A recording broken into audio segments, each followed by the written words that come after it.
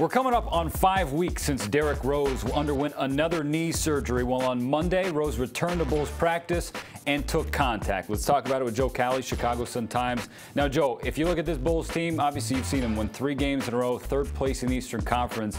As Rouz progresses and tries to get back to the court, if you're the Bulls, what do you do with him?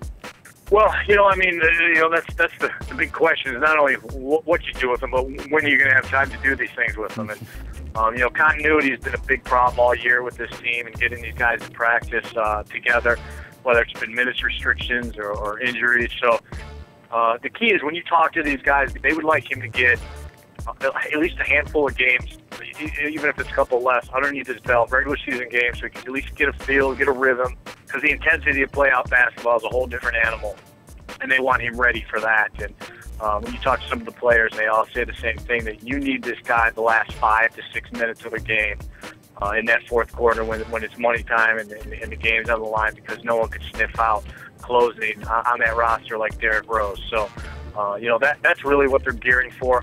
That guy that, even if the opposing team has a game plan for, he could break that game plan and kind of make it useless. And they don't have many guys on the roster that could do that, but Derick Rouz is definitely one of them, even though he's only kind of been a skeleton of himself at times this year.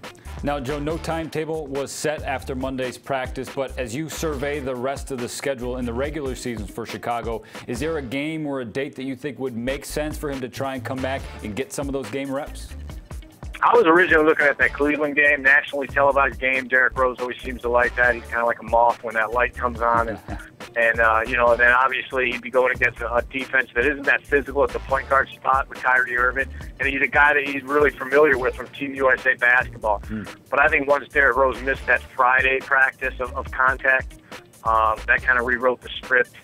And now you're looking at, well, do you want him to land in Orlando and then have to go against a hard-nosed point guard like Elfrid Payton, who the last time those two matched up, you could tell Derick Rouz wanted little to do with him and his physicality. So then maybe now you're looking at Miami on that second day of the back-to-back. If not, then you wait till you get home and Philadelphia. But you're running out of time. You really can't be picky about this thing. You just got to get him minutes and get him game time at this point.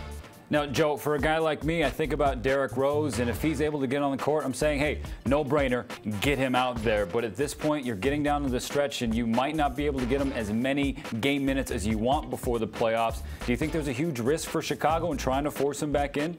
No, I mean, they have nothing to lose with this guy. I mean, before this latest injury, they were 7-4 without him. Throughout this injury, they're 9-8, but also they were missing Jimmy Butler and Taj Gibson is a big part of that. So you're looking at, 16-12 without him this year?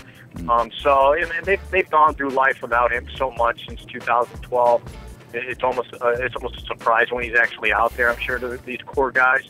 I don't think it's anything where they feel like, if we force him back out there and he gets hurt, we're doomed. No, when he's cleared and ready to play and feels like he wants to be out there, you go ahead, you push that button and say, let's go see what you got.